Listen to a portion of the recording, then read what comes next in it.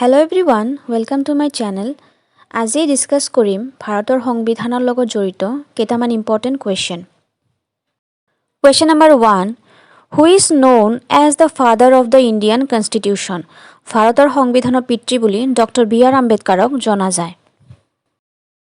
Constitution শব্দটো এটা Latin word কনষ্টিটিউটৰ পৰা আহিছে যাৰ অৰ্থ হ'ল গঠন বা প্ৰতিষ্ঠা কৰা। Question number 2. The Indian Constitution is regarded in which form? And your answer is federal in form and unitarian spirit. Question number 3. How many fundamental rights are mentioned in Indian Constitution? বৰ্তমান ভাৰতৰ সংবিধানত 6টা মৌলিক অধিকাৰৰ বিষয় আছে, কিন্তু যেতিয়া সংবিধানখন বনোৱা হৈছিল তেতিয়া টোটাল 7টা মৌলিক অধিকাৰ আছিল। বৰ্তমান সম্পত্তিৰ অধিকাৰটোক মৌলিক অধিকাৰৰ তালিকাৰ পৰা উঠাই দিয়া হৈছে। 1978 চনত সংবিধানৰ 44তম সংশোধনী আইনে সম্পত্তিৰ অধিকাৰ মৌলিক অধিকাৰৰ তালিকাৰ পৰা উঠাই দিছে। মৌলিক অধিকাৰসমূহ ভাৰতৰ সংবিধানৰ 12 নং অনুচ্ছেদৰ পৰা 35 নং অনুচ্ছেদলৈ বিস্তৃত হৈ আছে।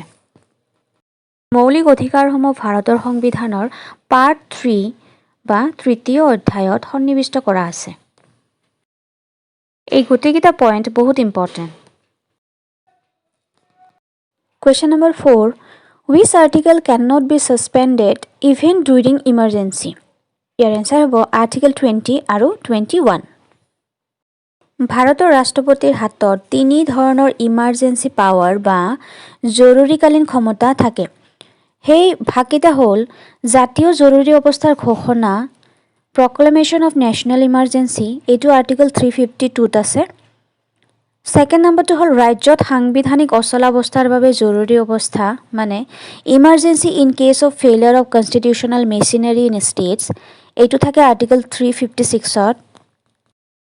আৰু আৰ্টিকল 360ত থাকে অৰ্থ সংক্ৰান্তীয় জৰুৰী অৱস্থা বা financial emergency.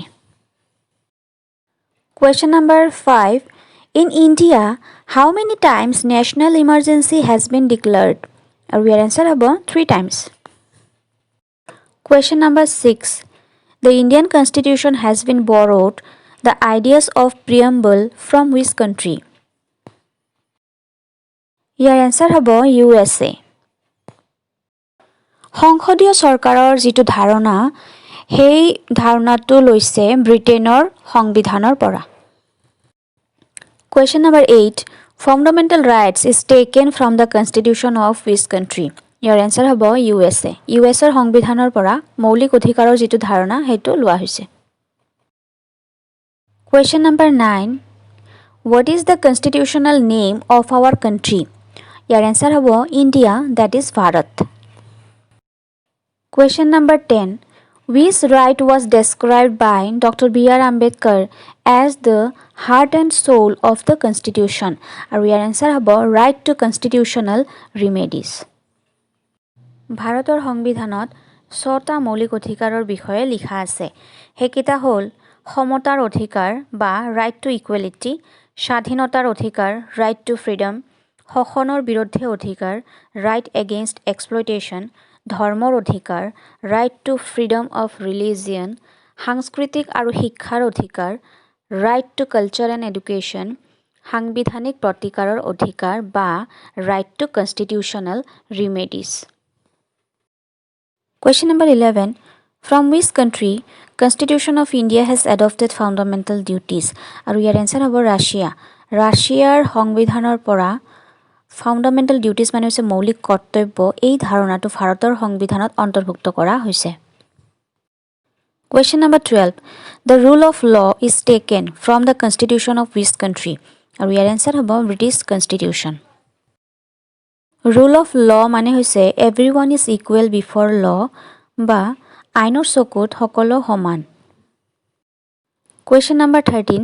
Directive principles is taken from the constitution of which country? আৰু ইয়াৰ এনসাৰ হ'ব আইৰিছ কনষ্টিটিউশ্যন বা আয়াৰলেণ্ডৰ সংবিধানৰ পৰা এইটো ধাৰণা ভাৰতৰ সংবিধানত অন্তৰ্ভুক্ত কৰা হৈছে। ৰাষ্ট্ৰ পৰিচালনাৰ নিৰ্দেশনাত্মক নীতিসমূহ বা ডাইৰেক্টিভ প্ৰিন্সিপলছ অফ ষ্টেট পলিচিসমূহ ভাৰতৰ সংবিধানৰ 4ৰ্থ অধ্যায়ত সন্নিৱিষ্ট কৰা আছে। আৰ্টিকেল 36 to 51 লৈকে এই নীতিসমূহ লিখা আছে। Question number 14. Suspension of fundamental rights during emergencies is taken from the constitution of which country? আৰু ইয়াৰ answer হ'ব Germany. Question number 15. Concurrent list is taken from which country? আৰু ইয়াৰ answer হ'ব Australian Constitution. ভাৰতৰ সংবিধানে তিনিখন ক্ষমতাৰ সূচী তৈয়াৰ কৰিছে। সেইকেইখন হ'ল কেন্দ্ৰীয় সূচী বা ইউনিয়ন লিষ্ট, ৰাজ্যিক সূচী বা ষ্টেট লিষ্ট আৰু সমৱৰ্তী সূচী বা কনকাৰেণ্ট list.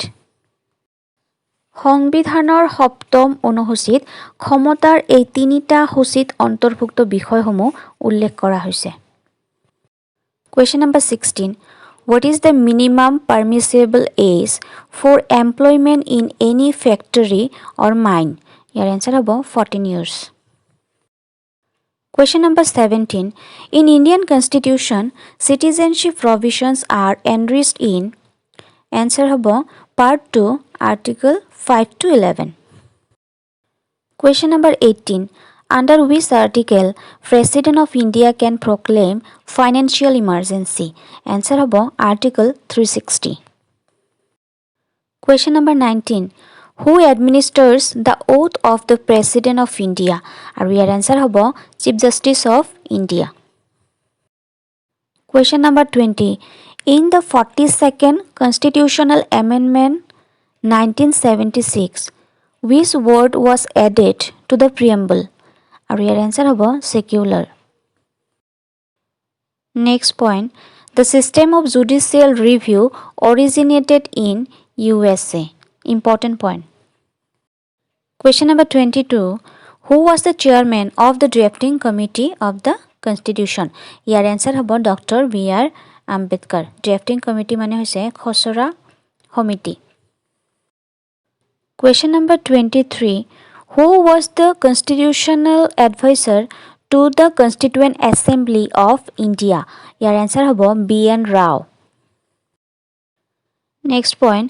The Constitution of India was adopted on 26 November 1949. ভাৰতৰ সংবিধানখন গ্ৰহণ কৰা হৈছিল 26 নৱেম্বৰ 1949 চনত। ভাৰতৰ সংবিধানখন কাৰ্যকৰী বা বলবৎ কৰা হৈছিল 26 জানুৱাৰী 1950 চনৰ পৰা। Next question. Who was the President of the Constituent Assembly of India? আৰু ইয়াৰ answer হ'ব Dr. Rajendra Prasad. সংবিধান সভাৰ প্ৰথম অধিৱেশন হৈছিল 1946 চনৰ 9 ডিচেম্বৰ তাৰিখে। লগতে মনত ৰাখিব 1947 চনৰ 29 আগষ্ট তাৰিখে ডক্টৰ B.R. আম্বেদকাৰক সভাপতি হিচাপে লৈ 7জন সদস্যৰে এখন খচৰা সমিতি গঠন কৰা হয়। খচৰা সমিতিৰ সদস্য কেইজন হ'ল ডক্টৰ B.R. আম্বেদকাৰ, গোপাল স্বামী আয়েংগাৰ, সৈয়দ মহম্মদ সাদুল্লাহ, D.P. খৈতান, K.M. মুন্সী, আল্লাদি কৃষ্ণস্বামী আয়াৰ, N. মাধৱ ৰাও। এনেকুৱা ভিডিঅ' যদি আপোনালোকে পাই থাকিব বিচাৰে তেতিয়াহ'লে মোৰ চেনেলটি ছাবস্ক্ৰাইব কৰিব। সম্পূৰ্ণ ভিডিঅ'টি চোৱাৰ বাবে ধন্যবাদ জ্ঞাপন কৰিলোঁ।